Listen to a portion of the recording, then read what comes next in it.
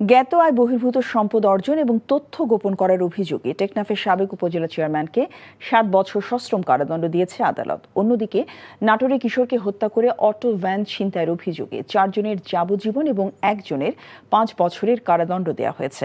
অতিরিক্ত জেলা ও দায়রা জজ আদালতের বিচারক এ রায় দেন।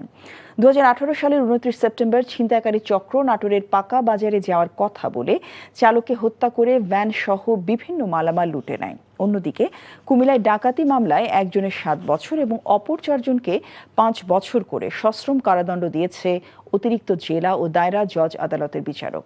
২০১৭ সালের ৬ মে বরুড়া উপজেলায় কাভার্ড ভ্যানের চালককে হত্যা করে ৩ লক্ষ টাকা লুটে নেয় ডাকাত দল।